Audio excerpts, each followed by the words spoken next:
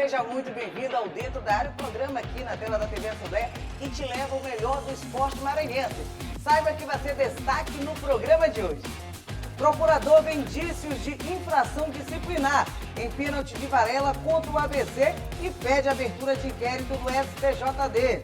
Atletas do projeto UFMA Paralímpico conquistam o título do segundo aberto de rugby em cadeira de roda. Você vai ver ainda cabo esquerdo, um alerta para os jovens esportistas quanto à arritmia. E mais, na semana do aniversário de São Luís, uma reportagem especial sobre a chegada do futebol na capital. Isso e muito mais agora no Dentro da Área, que já está no ar. Dentro da área aqui já no ar, pela tela da TV Assembleia, a gente começa o programa sempre chamando, acionando meu querido amigo Gregório Dantas. Greg, seja bem-vindo ao programa mais uma vez. Tudo bom, Dani? Tudo bem com você? Tudo certo, tudo tranquilo. Tudo tranquilo, né? Graças a Deus, tudo certo, ainda bem. Final de semana sempre muito bom, família, na paz, graças a Deus. Graças a Deus, tudo tranquilo, né? O bebezinho tá bem, Dani? Tá bem, tá aqui, Tá só crescendo, só crescendo. Tá certo, graças a Deus. Vamos começar o programa de hoje trazendo o quadro Curioso do Esporte. É a semana em homenagem à capital maranhense, ao aniversário de 412 anos de São Luís. E o Rafael Albuquerque vai trazer uma reportagem bem bacana sobre a chegada do futebol aqui à capital maranhense. Acompanhe.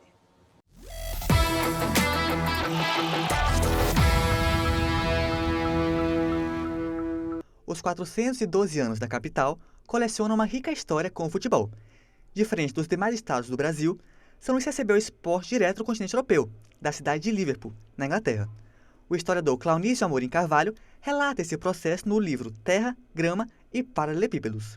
A chegada do futebol em São Luís ela se assemelha ao que aconteceu em outras praças esportivas no Brasil, né? Só que o fenômeno aqui ele não veio oriundo de outras cidades brasileiras, né? Porque às vezes a gente tem aquela impressão de que o futebol chegou primeiro em São Paulo, Rio de Janeiro, e a partir dessas cidades foi se espalhando pelo Brasil. Isso pode ter acontecido em alguns lugares, né? Mas aqui em São Luís o fenômeno se deu por intermédio de um empresário conhecido popularmente como Nilzinho Santos, né? E ele viajou para a Inglaterra para estudar técnicas voltadas para a indústria têxtil, né? Já que era esse o seu ramo. E trouxe de lá a novidade, né? Ele foi para lá por volta de 1905, regressou em 1906 e ao regressar ele fundou o primeiro clube, que é o Fabril Athletic Club, conhecido também como FAC. Hoje, o maior esporte do mundo é praticado por homens e mulheres. Nas ruas, estádios, praças, quadras e areias, o futebol que Nilzinho Santos trouxe da Inglaterra se tornou a paixão dos ludovicenses. Mas para se tornar uma prática popular, não foi um processo fácil. O começo foi bastante elitista mesmo, né? As pessoas iam para o estádio, as mulheres se arrumavam para ir, né? Os homens iam de chapéu, aquela coisa toda. E tinha aquelas regras, né, do cavalheirismo, tanto entre os atletas como a torcida, né? Você não podia vaiar jogador, tinha que eram os códigos sociais da época. E o fenômeno da popularização, ele se dá por duas frentes, né? Primeira, que eu encontrei na minha pesquisa, na época, é que a Escola de Aprendiz Marinheiro também tinha um time de futebol que foi montado ali por volta de 1907. E basicamente quem eram os aprendizes marinheiros eram garotos pobres da periferia, que certamente eles levaram a ideia também para a rua. E por outra frente foi de um esportista chamado Gentil Silva, que ele era sócio do FAC, e ele saiu do FAC e fundou um clube chamado Onze Maranhense, que jogava, né, num campo lá no Baluarte, aquela região ali da Beira-Mar. Só que o diferencial do Onze Maranhense é que o estádio deles não tinha arquibancada, não tinha cerca, então todo mundo podia chegar e olhar. E isso fez com que mais pessoas tivessem contato com aquele esporte, que era um esporte novo aqui para a cidade, né? E a partir dessa época, 1916, 17, 18, na pesquisa a gente vai encontrar muitas iniciativas de clubes pequenos sendo formados tanto no núcleo urbano como na periferia. De acordo com o livro, o olhar dos curiosos gerou interesse para que mais pessoas quisessem praticar o futebol que já vinha crescendo em São Luís. Com o tempo, chegou na população de menor renda, que se apropriou do esporte. Muitos clubes vão sendo fundados.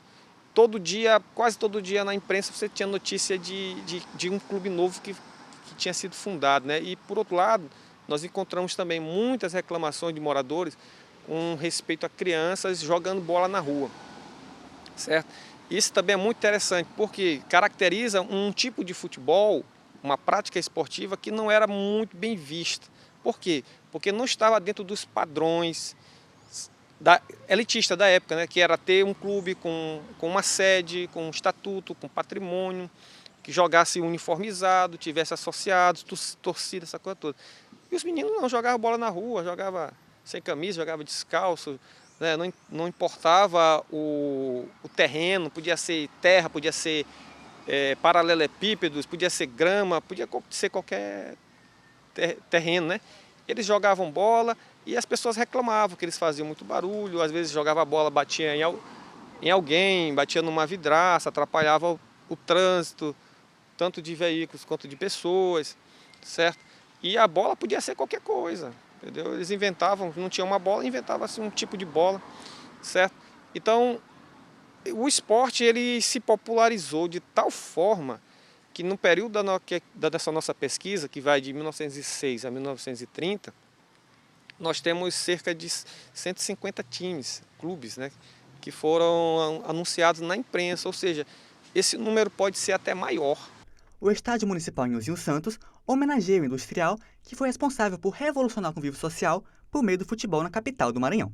É por isso que milhares de torcedores se reúnem a cada jogo para celebrar a história que foi construída a partir dele. Foi neste casarão que Nhozinho Santos morou com a sua família. As ruínas preservam o legado de uma história que não será apagada. Mas São Luís sempre foi um lugar que viveu intensamente o esporte.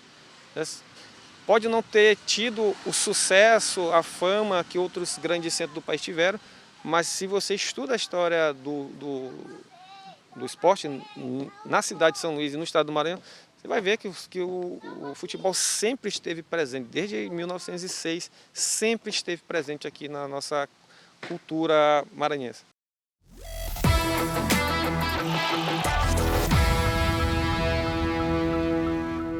Tá aí o quadro curioso do esporte, mais uma vez aqui na tela do Dentro da Área, agora trazendo a história da chegada do futebol à capital, Greg. É verdade, Dani. A gente pôde ver aí o nosso amigo Rafael, né, trazendo mais uma vez o quadro curioso do esporte, que já é um destaque aqui dentro do nosso programa, dentro da área da TV Assembleia, falando desta vez da chegada do futebol aqui em São Luís. A gente destaca isso basicamente, né, por conta do aniversário da cidade de São Luís, né, que foi descoberta pelos franceses em 1612, né, no dia 8 de setembro de 1612, não é isso, Dani? Isso. E aí a gente, depois de muito tempo, com o Nhozinho Santos, nós temos a chegada do futebol aqui em São Luís, no estado do Maranhão. E com uma particularidade, né, que o futebol no Maranhão veio direto da Inglaterra, né? Não foi um esporte que veio de outros estados para cá, não. Veio direto da Inglaterra, o Nhozinho Santos, que era um dos fabris, né, vamos dizer assim, né, o pessoal que trabalhava na indústria fabril, que era proprietário, né, da indústria das fábricas aqui de São Luís, mais especificamente ali na região hoje conhecida como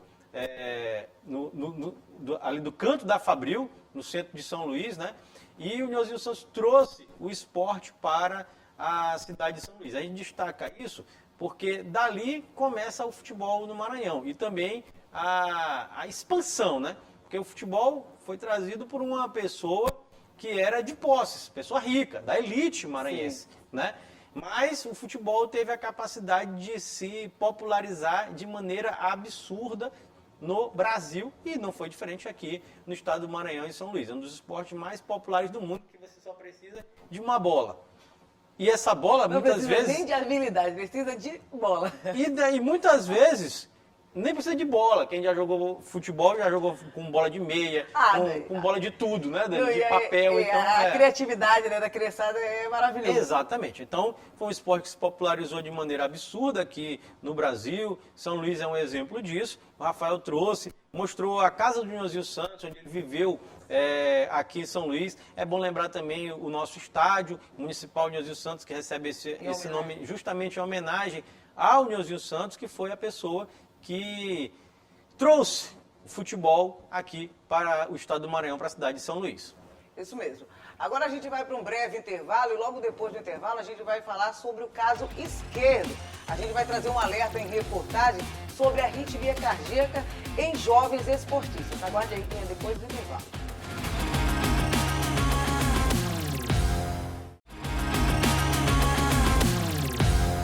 De volta com o Dentro da Área aqui na tela da TV Assembleia. A gente começa este bloco agora trazendo uma reportagem sobre o caso Esquerdo, jogador do Nacional do Uruguai, que faleceu em decorrência de ter caído em campo, sofrido uma arritmia cardíaca no jogo da Libertadores contra o São Paulo, lá do estádio Morumbis na semana passada. E a gente traz agora uma reportagem sobre o alerta para jovens esportistas em relação à arritmia cardíaca. Acompanhe.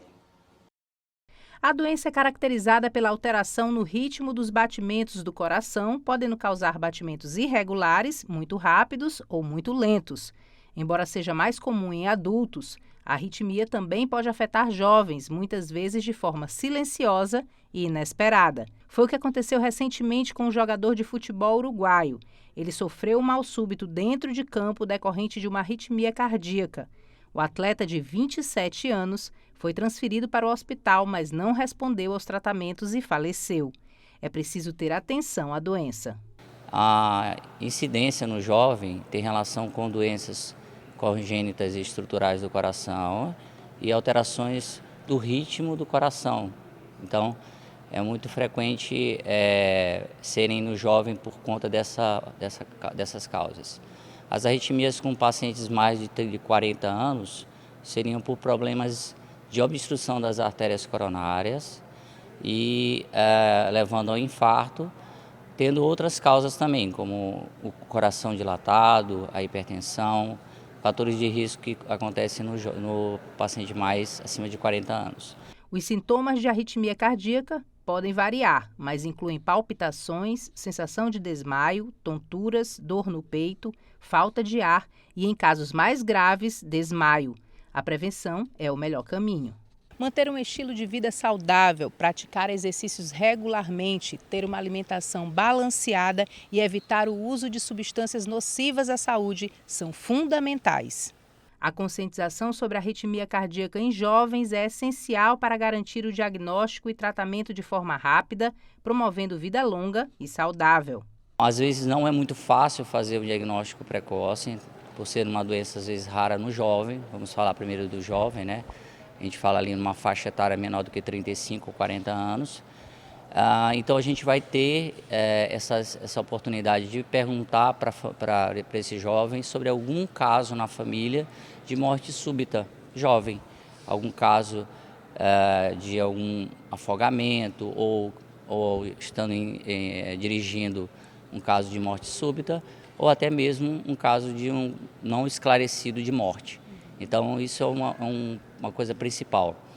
E vamos então avaliar nesse paciente, através do exame físico, se ele tem alguma alteração, lembrando sempre dos fatores de risco, que a gente tem que sempre levar em conta, né?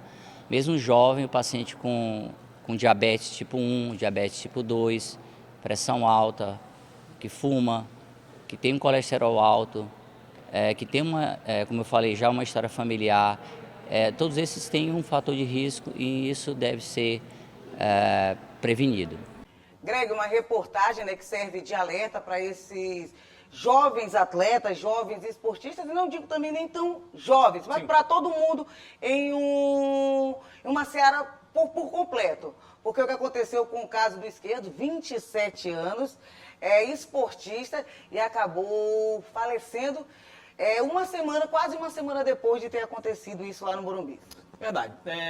Bom destacar aqui, Dani, a respeito da nossa solidariedade, né? A gente tem que falar aqui um pouquinho da nossa solidariedade com a família do Esquerdo, com os amigos, também com o pessoal do Nacional, né? Clube tradicionalíssimo lá de Montevidéu, né? No Uruguai, nosso país vizinho, irmão. E a gente fica triste, né? Porque a gente vê um atleta de altíssimo rendimento. Não é um atleta amador, viu? Não é um cara que está correndo no final de semana na praia. Não é um peladeiro. Assim, não, meus amigos, é um atleta do Nacional, time multicampeão uruguaio, sul-americano, que é gigantesco. nas Américas e de um país que é o Uruguai, que tem muita tradição no futebol profissional, um atleta jovem de 27 anos, que infelizmente faleceu, né, após o segundo jogo das oitavas de final da Libertadores, jogo disputado lá no estádio Morumbi, lá em São Paulo, né? Então, fica a nossa solidariedade à família, né, aos amigos dele aqui, a solidariedade de todo mundo aqui da TV Assembleia, dentro da área da Assembleia Legislativa do Maranhão, uma morte, um acontecimento que comoveu, né, o mundo esportista brasileiro, sul-americano, mundial, de forma geral. Todo mundo ficou muito comovido, porque era muito jovem o esquerdo, e houve, né, investigações, né, Dani, a respeito do que poderia ter causado isso no esquerdo. E foi detectado um exame que comprovou a arritmia dele há 10 anos atrás. Ou seja, 2014, em 2014, com 17 anos, ele teve um primeiro indício de arritmia. Aí eu já vi diversas reportagens, porque, de acordo com a própria mãe dele, ela nunca foi informada disso. De acordo com a mãe dele, ele nunca foi informada disso. E aí tem várias frentes, várias teses, várias histórias. O fato é que a gente tem que se cuidar, né? Você que tem mais idade, você que tem menos idade, jovens esportistas. Se o esquerdo, um atleta de altíssimo rendimento, aconteceu isso, se cuide. Quando eu digo se cuide, procure um médico, um especialista. Seja sempre ali acompanhado. Faça os exames necessários. Tem um monte de exame que você pode fazer o mapa lá para aferir a pressão, pode fazer o Doppler, pode fazer o exame mesmo que é o eletrocardiograma, né, que vê se tem alguma arritmia ali visível. São exames básicos, na verdade. Exames básicos, você pode fazer aí para não correr risco, né? Até porque se você tiver uma coisa, não é porque deu no exame uma coisa que tua vida acabou. Não. Você vai ter que se adaptar e pode resolver o problema. E vendo diversas matérias no final de semana, vários especialistas falando, cardiologistas, uma medida adequada para a arritmia é sair do sofá. A mais adequada é fazer exercício físico. Ou seja, então, se você tem esses problemas, vá no médico, procure um especialista e comece a fazer um exercício adequado, claro, à sua condição. Certíssimo. É isso? Agora a gente vai para mais um intervalo aqui no Dentro da Área. Depois do intervalo, a gente vai trazer uma reportagem sobre os atletas paralímpicos da UFMA. Eles que estiveram lá na Paraíba, estiveram em João Pessoa para trazer e trouxeram medalhas, tanto de campeão quanto de vice-campeão no rugby em cadeira de rodas. Daqui a pouquinho, depois do intervalo.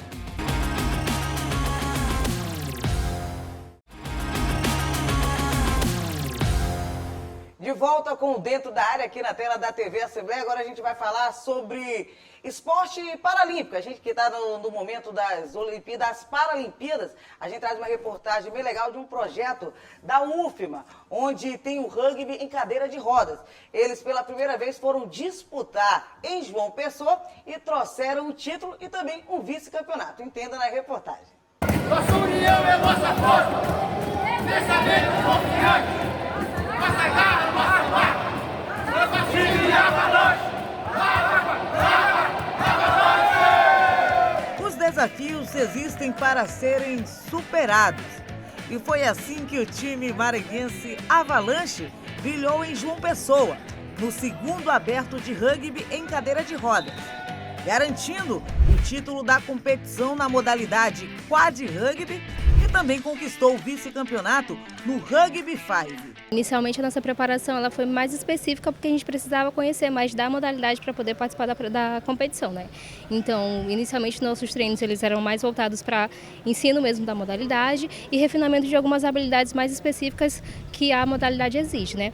Como nós voltamos dessa competição, nós tivemos um resultado bem satisfatório, conseguimos 2 títulos, né? Um título em primeiro lugar no quad rugby e segundo lugar no Rugby 5, que são modalidades dentro do rugby. Então, hoje em dia, o nosso treinamento ele é muito mais voltado para um treinamento mais geral, de habilidades gerais, para posteriormente a gente voltar para essas habilidades específicas, visando um próximo campeonato. Com a participação de equipes de rugby de toda a região Nordeste, o Avalanche conseguiu triunfar, mesmo com apenas 3 meses de treinamento. Para nós é muito importante, e principalmente assim para o nosso estado.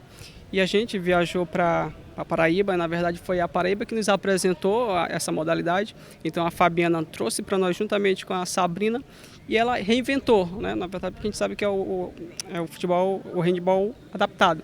Em que acontece? Para mim, eu não tive muita dificuldade, por quê? Porque eu jogo basquete, entendeu? Então, eu tive mais facilidade de tocar a cadeira. Então, melhorou muito para mim, principalmente a questão da mobilidade. E a gente está treinando, focado. Toda vez que tem treino a gente vem e a nossa expectativa é continuar o projeto. Por nós o projeto permanece, mas para ele continuar a gente precisa de apoio, a gente precisa de patrocínio e se a gente conseguir a qualquer momento estamos prontos para voar ou para viajar. A equipe também levou para casa o prêmio de Atleta Destaque, concedido à única mulher do time, que incentiva o público feminino a praticar a modalidade. Mostrar que nós podemos estar no meio de um time todo masculino e dar o nosso melhor, ser destaque, né não? E eu convido as meninas e faço o convite novamente, você, pessoa com deficiência, mulher ou homem, queira participar da Avalanche, estamos abertos para receber novos atletas. O projeto busca oportunizar inclusão social. Além do rugby, outras modalidades são oferecidas, como natação, atletismo, bocha e basquete, também em cadeira de rodas. O projeto ele é super importante para a inclusão, né, tanto social quanto esportiva, né, dos atletas paralímpicos. Nós estamos aqui agora, né, hoje, né, com o rugby, mas nós temos também outras modalidades, né, que é a natação, a bocha, o atletismo. E é um projeto em parceria, ele é idealizado pelo Comitê Paralímpico Brasileiro. Então nós temos somente a parceria com a UFMA, que aí é um outro projeto, né, que é a UFMA Paralímpico, e temos a parceria com a instituição mesmo, o espaço físico que nós funcionamos. A vitória em João Pessoa trouxe ainda mais motivação ao time, que agora está determinado a participar de outras competições. É uma honra participar disso. Eu de muito tempo sonhava em participar de algum esporte e quando eu conheci o rugby, eu me apaixonei.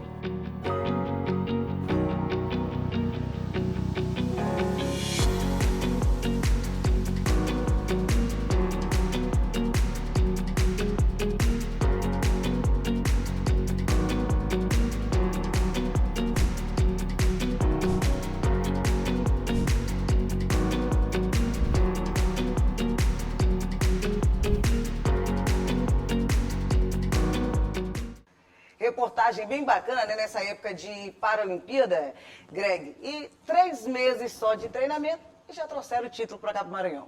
Verdade, Dani. A gente sempre destaca isso, né? Até porque aproveita o momento, como você bem destacou, estamos vivendo as Paralimpíadas, né, Paris 2024, e nós temos diversos representantes do estado do Maranhão, inclusive, disputando as Paralimpíadas e diversos representantes do estado do Maranhão com chances absurdas de ganhar medalha. Então a gente é muito bem qualificado dentro das Paralimpíadas. Nesse momento, inclusive, o Brasil ocupa a 3ª posição no quadro geral de medalhas. Sim. Né? E o Maranhão tem 6 representantes ali disputando as Paralimpíadas. E eu estava até pesquisando, Dani, sobre um assunto interessante. O único esporte, sabia disso? Que o Maranhão não tem representante é o rugby em cadeira de roda. Não tem uma seleção disputando as Paralimpíadas de Paris 2024. Verdade. São 21 esportes, o Brasil tem 20 e só o rugby cadeira de roda não tem. Ou seja, nós temos aqui no Maranhão praticamente uma seleção. Um time já pronto para disputar, quem sabe, as próximas Paralimpíadas, que serão em Los Angeles, né, em 2028. Né? Já aqui, ó, tá aqui em casa mesmo, no quintal aqui de casa, bem aqui na UFMA. A galera tá lá mostrando bons resultados. Altíssimo nível, ganhando esse segundo aberto, como você já falou, que aconteceu na Paraíba agora no começo do mês de agosto, né? Então, temos aqui um exemplo na própria terra, aqui em casa, né? Para, quem sabe, levar para as próximas Paralimpíadas uma seleção cheia de maranhenses. Certíssimo. Agora está na hora da gente falar de futebol aqui no Dentro da Área. Vamos começar falando aqui do caso Pimentinha, do Pimentinha. O Pimentinha, próximo mês, vai encerrar o seu contrato com o Sampaio Corrêa. 37 anos, Pimentinha para ou continua? Essa é a dúvida, Greg, do torcedor tricolor. Pimentinha que já fez história tantos anos aqui com a camisa boliviana. Dani, a gente não sabe Até porque ele também não sabe, né? Ele não sabe, o Pimentinha foi perguntado sobre isso, se ele quer continuar, não, se ele continuaria no Sampaio, a resposta dele foi nada. Ele não respondeu, né?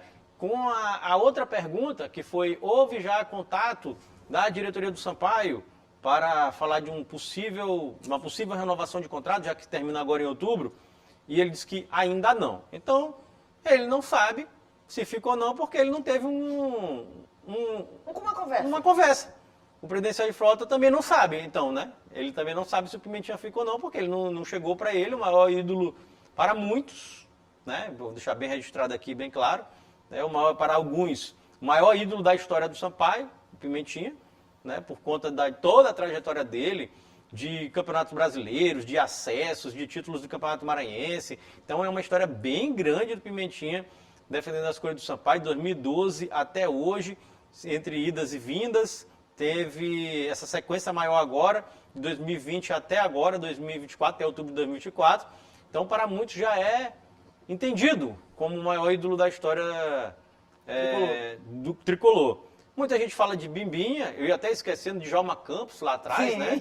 Que foi, inclusive, vereador, deputado estadual, né? Djalma Campos. Depende pela época, né, Greg? Ali. Aí cada um da sua geração, né? Tem gente que vê Bimbinha, o pessoal ali da década de 80, né? A gente mais agora Pimentinha, mais lá para a década de 70, um pouquinho de 60, 70, de Djalma Campos. Né? Então tem várias teses, né, de quem é o maior da história do Sampaio. O fato é que ele é decisivo, importantíssimo. De 2012 até hoje, é um dos jogadores que mais vestiu a camisa do Sampaio. É um jogador que já está chegando numa idade bem elevada para o futebol, é bom destacar isso. Tem um dado curioso também, Dani, para não deixar passar batido. Você sabe que o Pimentinha, eu estava vendo aqui, ele faz aniversário dia 13. Sabe o que é dia 13? O que é dia 13? O aniversário do Moto, rapaz. 13 de setembro 13 de setembro. Pois é, o Pimentinha faz aniversário no dia do aniversário do arquirrival dele, do maior rival dele. 13 de setembro é o aniversário de 37 anos do Pimentinha. Mas isso aqui é só um dado curioso, né? Que a gente passa aqui. Um detalhe. Um detalhe assim, né? Bem apimentado, vamos chamar assim, né? Um detalhe. Já que falamos de Pimentinha. Apimentado, né? Mas o fato é o seguinte: o Pimentinha é importantíssimo, certo? Pimentinha trouxe diversos títulos e ele, dentro de campo, é importantíssimo para o Sampaio. O Sampaio só não caiu antes por conta do Pimentinha. Pimentinha é um jogador decisivo, jogador que desequilibra, como o pessoal fala hoje, quebra linhas, que na verdade é só o driblador mesmo, viu, gente? Ele passa por cima, né? É o maior driblador, né? Tem que destacar isso, das séries do Campeonato Brasileiro, de todas. É aquele detalhe, quando o Sampaio tá mal, deixa que o Pimentinha resolve, e ele resolve válvula mesmo. De escape, jogador que joga ali na ponta direita, mas sempre puxa para o meio, faz gol, sofre pênalti, sofre falta perigosa, dá assistência. Então, importantíssimo na história do Sampaio Pimentinha. E eu acho que o presidente Sérgio Frota está com aquela dúvida. A dúvida é a seguinte: será que o Sampaio fica na Série C ou na Série D? As realidades são completamente diferentes. Totalmente diferentes da Série C para a Série D. E eu acho que ele está esperando isso para poder chegar no Pimentinha. Temos informações de bastidores que ele já falou com outros jogadores que são de São Luís. Os jogadores de São Luís eles já foram contactados para ver se fica, se não fica e tal. Pimentinha, que é daqui de São Luís, mas ainda não. Isso de acordo com o próprio Pimentinha, o presidente Sérgio Frota não falou com ele ainda. Não falou com ele, pode falar amanhã, né? Mas até agora não falou com ele ainda. Então, vamos aguardar. A Série D é completamente diferente da Série C. A gente sabe que a diferença financeira é brutal, financeira, gigante. Logística, tudo. É tudo diferente. É uma competição...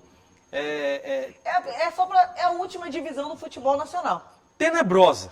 Eu ia dizer outra coisa, mas ela é tenebrosa. A Série D do Campeonato Brasileiro. O Sampaio está nos bastidores aí, no tapetão, tentando permanecer na Série C. E é isso que a gente vai aguardar. Se por acaso ele fica na Série C, o Sampaio, eu acredito que o Pimentinha renova. Fica na D? Fica na D, eu não sei. Agora, se eu fosse o presidente Sérgio Frota, fosse o presidente do Sampaio, eu já teria renovado. Pronto. Teria assinado Pimentinha, claro. 2025. Só isso.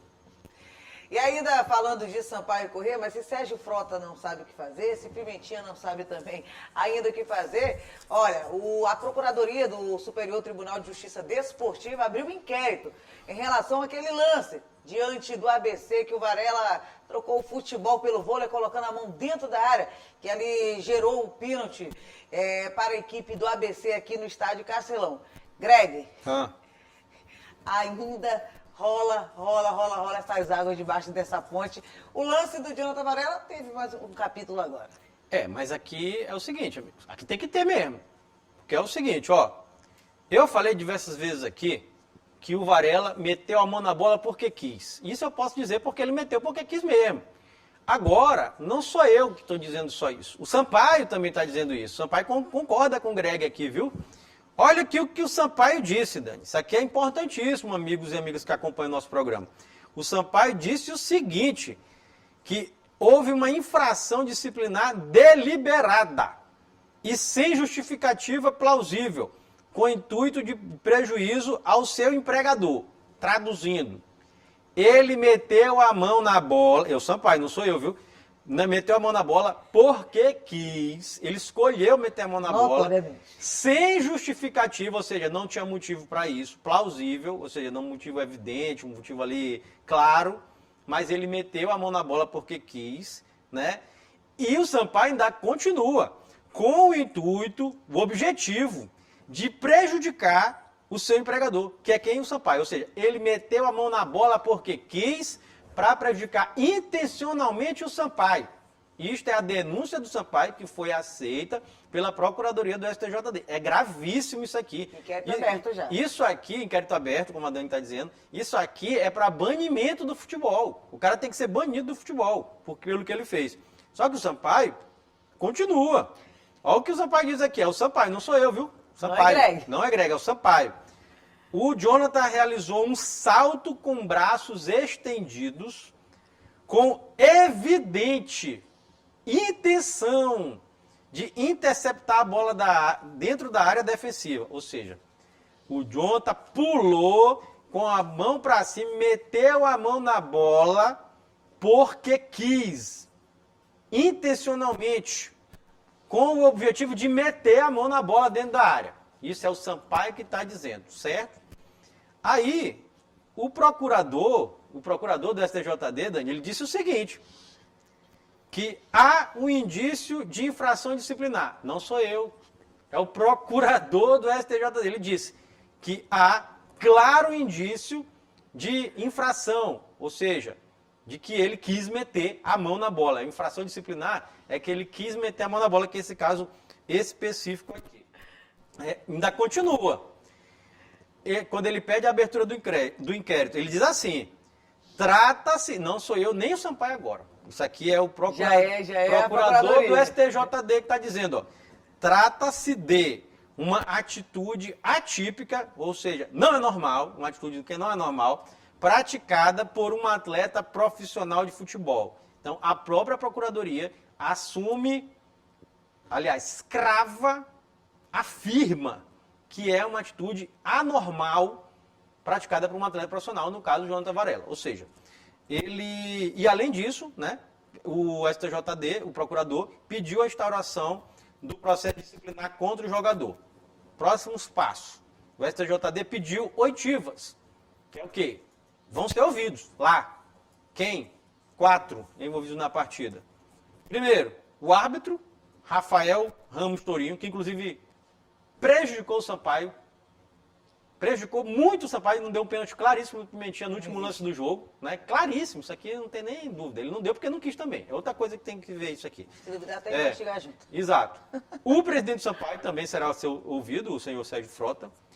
O treinador da equipe do Sampaio na partida, que era o senhor Felipe Surian. E também o treinador do ABC, que é o Roberto Fonseca, que também já foi treinador do Sampaio. Então, esses serão ouvidos pelo STJD para averiguar o que aconteceu nesse caso do Jonathan Varela. Mas o que pode acontecer e tal? Aqui não tem como a gente falar de anulação de jogo, perda de pontos. Não é isso. Aqui não é isso. Aqui é questões de afastamento do futebol ou banimento do futebol. do senhor Jonathan Varela. É para aí que caminha. Tá caminhando Uma para coisa esse lado certa, aqui. Se ele for banido do futebol, ele pode ir pro vôlei. Muito bem, muito bom atleta. Pode. E não vai colar porque aqui, esse pessoal vem pro Maranhão, pensa que aqui só tem abestado. Não existe, né? Aqui não tem abestada. Ah, o refletor. Ai, meu Deus, aqui. Aí ele meteu a mão aqui. gente, já Ei, teve Gleice, essa ele meteu a mão aqui. desculpa que O refletor. Aí tu vai e mete a mão na bola por causa de refletor. Rapaz, faça-me o favor, seu Varela. Faça-me o favor, meu amigo. Não aqui justificando a queda do Sampaio, mas aquele jogo daria a permanência do Sampaio. Sampaio. Era 2 pontos. 2 pontos a mais, o Sampaio não caía. Um do ABC. Quem caía era o Floresta. Ficou com 19, o Floresta cairia. Isso. Esse jogo aí, porque o Sampaio é horrível, isso aqui tem que ficar bem claro, né? Um time assim, nojento esse time do Sampaio que o Sérgio Frota montou. Mas esse jogo, bem aí, esse pênalti, se não tivesse sido marcado, o Sampaio tinha ganhado o jogo. O Sampaio tinha ganhado o jogo e não estaria nesse negócio aí de tapetão, de não sei o que, não teria sido rebaixado.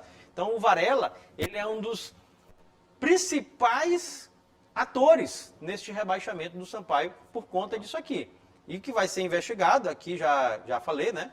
O procurador do STJD já abriu o inquérito e vai ser investigado esta ação do senhor Jonathan Varela, com todas as oitivas aqui que eu já expliquei.